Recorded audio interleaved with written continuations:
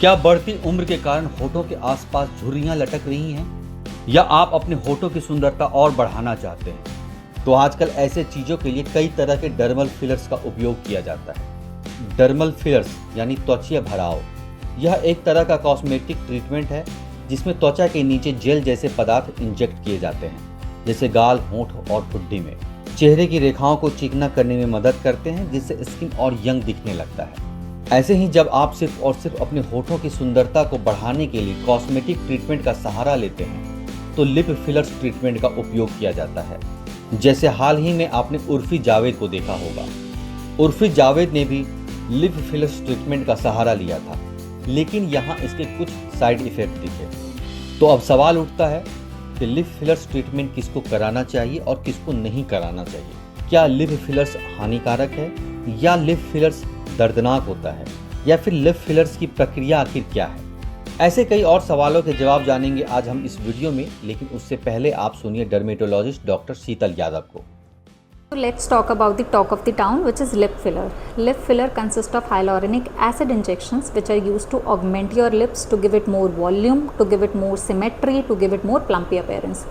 Usually done by a dermatologist or plastic surgeon after proper patient-doctor interaction, after proper facial evaluation, after assessing the face, assessment, symmetry and everything. Now lip filler has to be of a good quality, it has to be well selected, and it has to be done by a dermatologist or plastic surgeon. Now lip filler, what can go wrong? There may be associated infection associated with the filler, there may be migration of the filler, swelling of the lip, nodularity, and in some cases vascular occlusion also may occur if not done properly.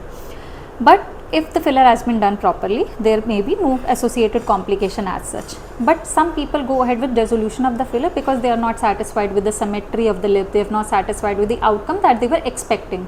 So in those cases, hyaluronic acid dissolution is done by hyaluronidase, which is an enzyme. When you inject hyaluronidase, there may be associated edema, swelling, irritation, redness, which is absolutely normal and may last for 24 hours to 72 hours, after which it keeps on settling. But even dissolution of filler has to be done by a well qualified dermatologist or plastic surgeon. So before going ahead with this procedure, you need to know the entire in toto about the procedure. You need to have a proper patient-doctor interaction. You need to know the credentials of your doctor, and you need to know the dark as well as bright side associated with the procedure before going ahead. तो आइए अब जानते हैं lip fillers का process क्या है। Lip fillers 21 वर्ष से अधिक उम्र के लोगों के लिए FDA द्वारा अप्रूव किया गया है। इस प्रोसेस में आपके होठों को सुन्न करने के लिए टॉपिकल एनेस्थेटिक या नर्व ब्लॉक इंजेक्शन का उपयोग किया जाता है। इसके लिए एक पतली सी सुई से होठों में 1 मिलीलीटर फिलर इंजेक्ट करते हैं। प्रक्रिया के दौरान सूजन और चोट को कम करने के लिए बर्फ का उपयोग किया जाता है। पूरा प्रोसेस लगभग 30 मिनट से 2 घंटे तक का हो सकता है। क्या लिप फिलर्स हानिकारक है? प्लास्टिक सर्जन या डर्मेटोलॉजिस्ट द्वारा किए जाने पर लिप फिलर्स काफ़ी सुरक्षित है, इसलिए ब्यूटी सैलून या स्पा में लिप फिलर्स करवाने से हमेशा बचें।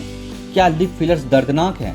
जिस जगह पे इंजेक्शन लगाया जाता है वहाँ पे हल्का सा दर्द होता है, जो 12 से 24 घंटों में ठीक हो जाता है। क्या लिप फिलर्स परमानेंट है?